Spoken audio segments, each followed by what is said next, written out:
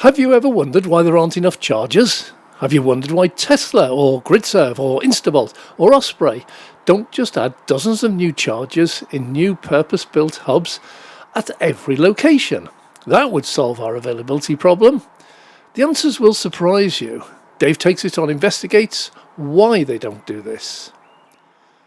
Well, Tesla took a totally unique approach in the early days. It understood the need for multiple powerful chargers to allow for enjoyable road trips, so it bit the bullet and, where possible, paid for a larger power supply to the site. They can then install as many chargers as they want. I'd not be surprised if they had a policy of always adding more capacity than they needed at that time, so that they can expand easily in the future, as EV numbers grow and when 24 chargers are constantly in use.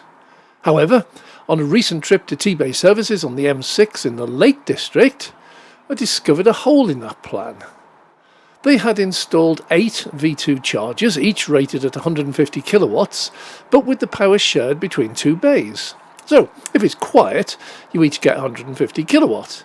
But if it's busy and the bays are occupied, each car only gets 75 kilowatts. That slows down the charging speed and causes queues. And this at the time was a large supercharger. Unlike some manufacturers, Tesla EVs, even really old models, can charge at 150 kilowatts, and the newer ones at 175 or up to 250. As it got busier and cars could charge faster, Tesla needed to upgrade the supercharger at T-Bay, but found a quite unique set of circumstances, forcing them to do it in a really strange way that at first glance makes it worse. By the way, if you like this video, please subscribe so you don't miss any future videos in this series.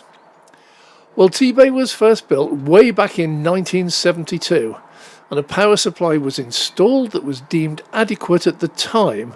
Oh, that was back when there was no thought about PV panels or EVs. T-Bay motorway services are about as remote as you can get, miles from anywhere, and nearby T-Bay village itself is very small.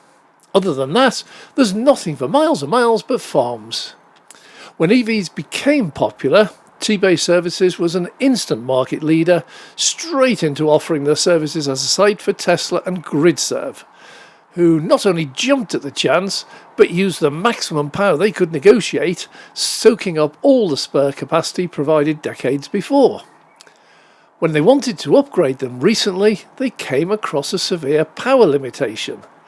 The total supply into nearby T-Bay Village and T-Bay Services was pretty much running at full capacity already. Now, normally the grid has a distribution station somewhere nearby, and they can either upgrade the switchgear to allow more power through, or just lay a new cable from the next nearest station.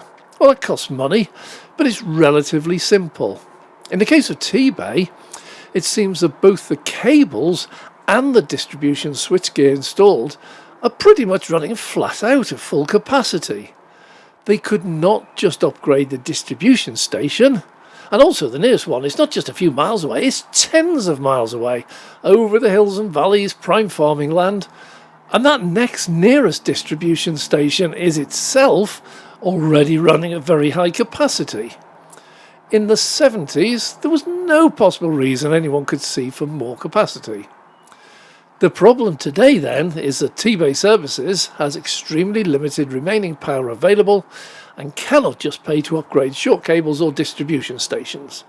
It therefore cannot attract new EV chargers, for which there's a huge demand.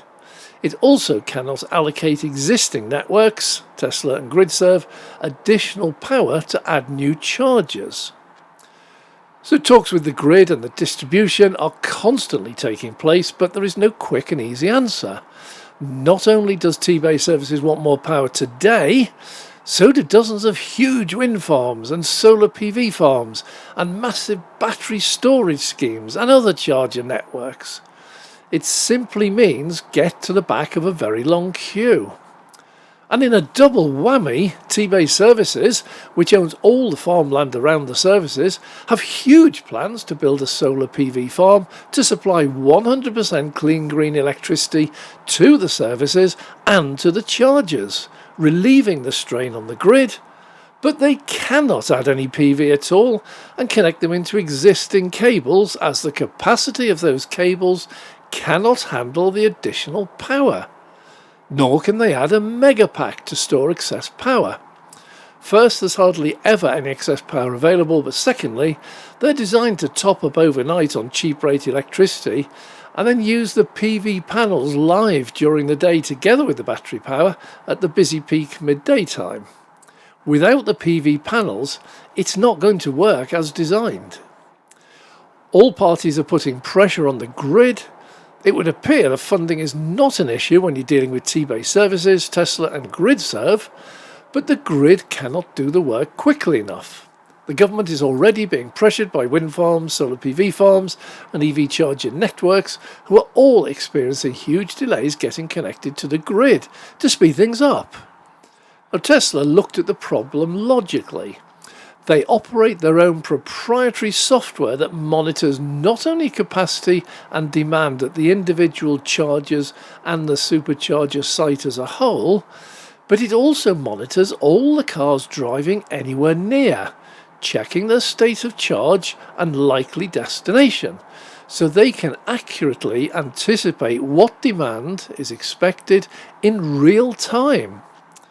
Well, they quickly calculated that while on paper 12 by 250 kilowatt chargers, which is what they installed, draws hugely more than 875 kilowatts. But in reality, the cars do not all arrive at the supercharger at exactly the same time with exactly the same low state of charge. Now, some cars did, others just needed a 15-minute top-up. Overall, cars arriving empty could all access the full 250 kilowatts, so charge really quickly. And as their charging curve reduced, the power to those cars, others could arrive and then take full advantage of the 250 kilowatts initially for them. And it works, as a temporary solution. On May Bank Holiday Monday, there were no queues while I was there. Occupancy was typically around 8 to 10 cars, and the turnaround was constant and rapid.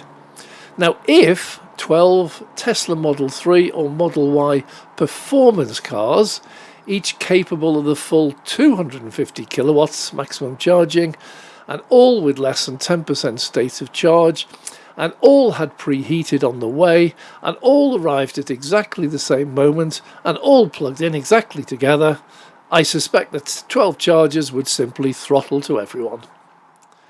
To tackle the problem long term, the government and the industry have just announced that it's looking into this, and amongst proposals already on the table is likely to approve the connecting of those projects to the grid being carried out by the power generators, PV and wind farms, or EV charger companies themselves, with the grid acting more in a supervisory role, overseeing the final connections and integrated into the grid as a whole.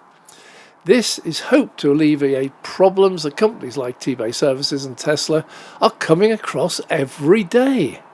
Let's hold the government to that idea. These companies are losing millions of pounds, having wind and PV farms sat there idle, generating nothing. That's just crazy. To finish a massive wind or PV farm, then have to shut it down and wait months or even years to switch it on. We must keep the pressure on the government. There are solutions to these problems. Often, just red tape prevents them from being implemented. Well, thanks for watching to the end. I'm Dave.